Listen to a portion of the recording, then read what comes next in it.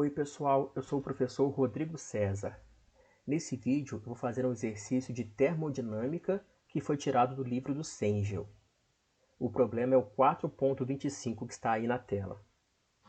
Ele diz o seguinte: 1 kg de água, inicialmente a 90 graus Celsius com um título de 10%, ocupa um arranjo pistão-cilindro com mola, como mostra a figura.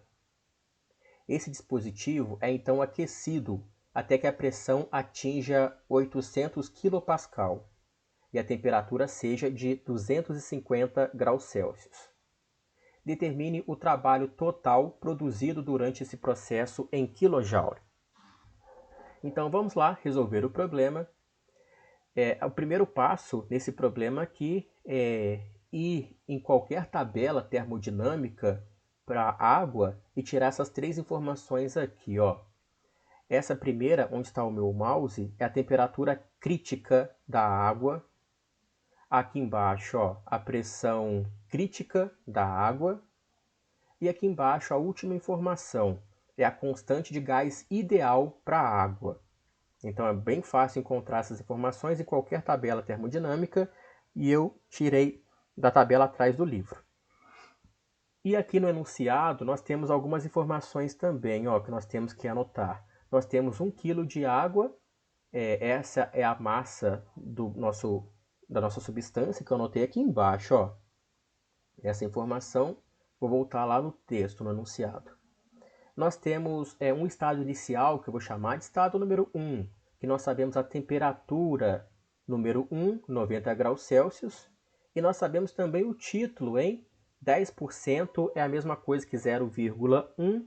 Nós temos então x1, o título número 1 será de 0,1.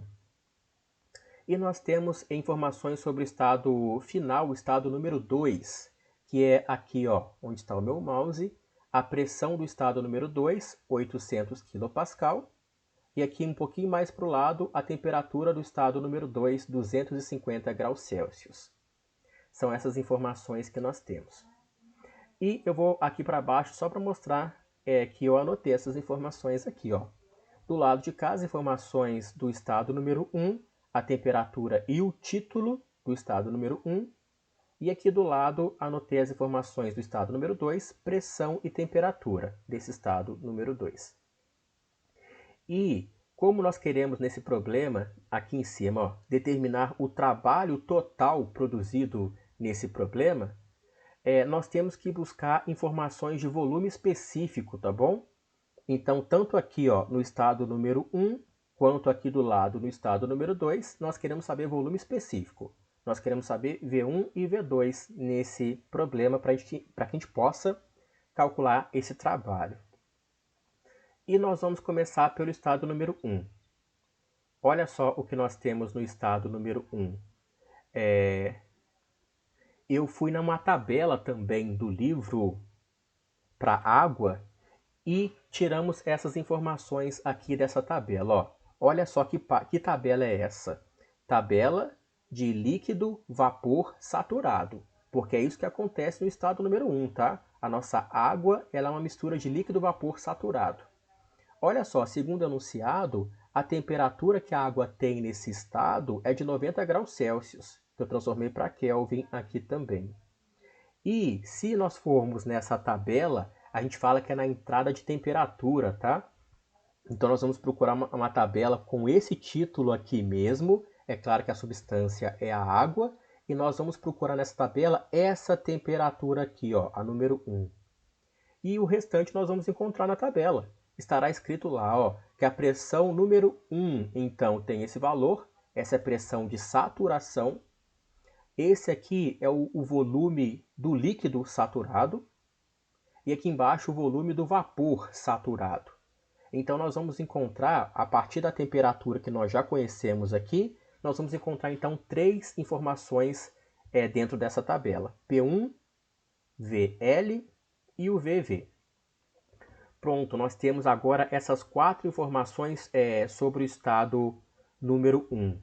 É engraçado que nós temos aqui em cima ó, a temperatura está pronta e a pressão está pronta para ser utilizada. Já são informações do estado número 1. Agora esses dois caras aqui embaixo, ó, eles vão ser utilizados para a gente achar o volume específico número 1.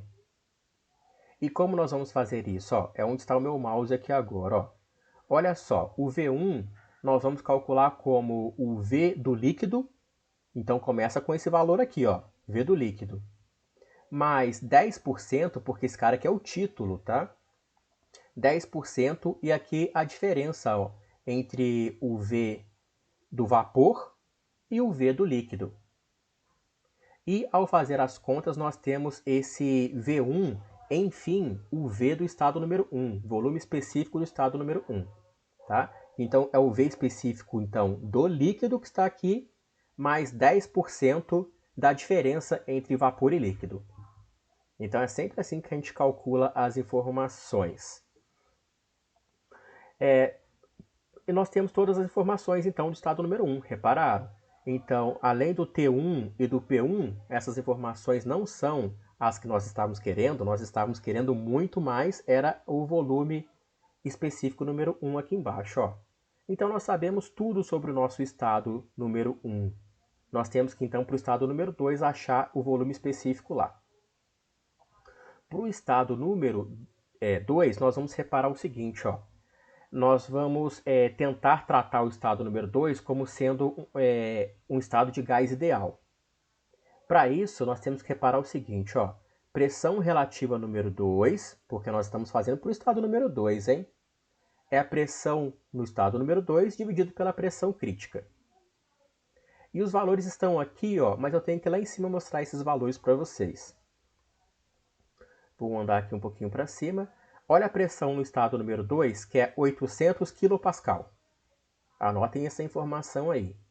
E olha a pressão crítica, que a gente vai colocar também na fórmula lá embaixo, 22,06 MPa.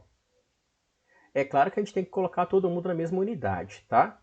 Então aqui vai ficar em megapascal mesmo para colocar lá na fórmula, mas esse cara aqui embaixo, ó, o P2, nós vamos escrevê-lo como 0,8 megapascal. Então vamos lá para ver o que eu quero dizer. Aqui, ó. Então, a pressão no estado número 2, 0,8 megapascal. E aqui a pressão crítica, 22, mais ou menos 22, também megapascal. E aí o nosso número está dando esse valor aqui. E como esse valor, ó, a pressão relativa está dando muito menor do que 1, pronto, nós já temos a condição que nós precisávamos para considerar o nosso gás como sendo ideal. Nós só precisamos disso daqui, tá? Pressão relativa ser muito menor do que 1, já é suficiente. Mas eu fiz a temperatura relativa também, para mostrar para vocês. Ó, a temperatura relativa, ela está dando esse valor aqui. Tá? Se eu quisesse saber só da pressão relativa também, só da pressão relativa, ela teria que dar maior do que 2. Aí eu poderia utilizar também só essa ideia aqui para considerar o gás como sendo ideal. Tá bom? Mas então aqui em cima já está satisfeito. Ó, pressão relativa já é muito menor do que 1. Pronto, já temos um gás ideal. Nós nem precisávamos fazer essa ideia aqui embaixo, não. Só fiz de curiosidade mesmo.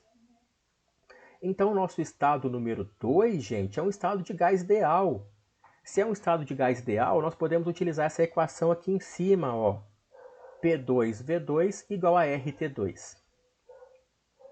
Quem que é a pressão do estado número 2? 800 kPa. Aqui está em quilo, hein? Aqui V2. E olha que interessante, ó. Esse é o R que apareceu lá no início do problema. A constante de gás ideal para a água. E aqui é a temperatura número 2. E eu vou lá em cima para mostrar que realmente esse cara aqui, ó, ele é o R da constante de gás ideal para a água.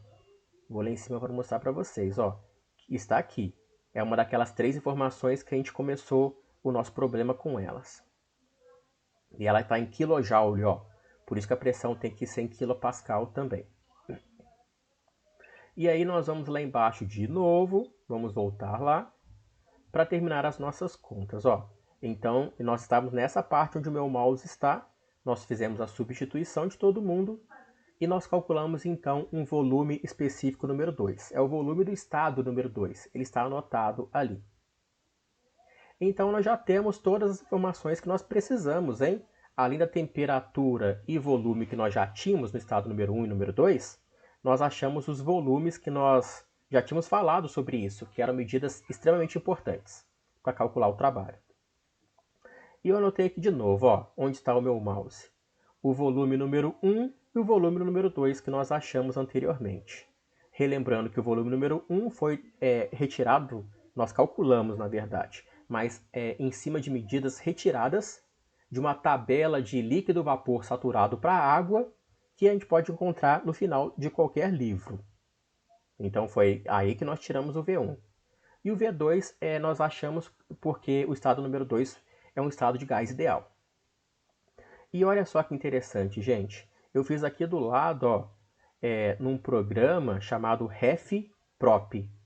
Nesse programa, eu joguei as informações que nós tínhamos aqui dentro e achamos realmente as informações muito parecidas, segundo o programa, com as informações que nós achamos no problema aqui. Olha só, a temperatura do estado número 1 e estado número 2, nós já sabíamos desde o início do problema essas duas temperaturas, né? Agora, olha que interessante. O que mais nós sabíamos do estado número 1? Era o título, 10%, coloquei aqui. E o que mais nós sabíamos no estado número 2? A pressão, 0,8, que eu coloquei aqui. Então, tá vendo que interessante, gente? Saiu então os valores restantes, que nós não tínhamos, e principalmente os volumes específicos, ó. Olha só como os volumes específicos encontrados aqui, segundo o programa, eles são bem parecidos realmente com os volumes que nós encontramos no problema. Então eu fiz essa parte de achar medidas por um programa só para mostrar que realmente as informações que nós encontramos aqui batem com valores reais. É uma aproximação muito boa mesmo. E, enfim, nós podemos vir aqui ó, na fórmula de trabalho. Que fórmula é essa, né? Esse é o trabalho no nosso pistão cilindro que nós temos quando tem uma mola presente, tá? Então, é meio de massa. Aqui nós somamos as pressões número 1 e número 2 e subtraímos os volumes número 2 e número 1. Só substituir as informações aqui. Nós temos a massa de 1 kg de água, segundo o enunciado. A pressão número 2, 800 kPa. E a pressão aqui nós achamos também. A pressão no estado número 1, também kPa. E aqui os volumes específicos, ó, V2 menos o V1. E é só fazer essas contas que nós achamos aqui embaixo, ó. O trabalho, nesse caso, é de 28,2 kJ. Então, aqui sai 1 kg na unidade de trabalho também, por causa da pressão, que já tinha 1 kg também de quilopascal aqui dentro, tá? Então, esse é o trabalho no nosso sistema com mola, né? O trabalho tem esse valor aqui. E vou lá em cima mostrar para vocês que realmente era essa a pergunta que ele fez para a gente e, portanto, está respondida. Vou andar aqui um pouquinho, ó, para cima, até a gente chegar aqui no enunciado. Pronto, olha só o enunciado aqui, determina o trabalho total produzido durante esse processo em kJ. Pronto, foi o que nós respondemos lá embaixo no final dessas páginas aqui, né? Achamos esse trabalho. Aí, gente, resolvido o problema. Espero que vocês tenham gostado, ajudado de alguma forma em seus estudos. E se isso aconteceu, compartilhe com os amigos, hein? E dê um like aí também. E nos vemos no próximo vídeo.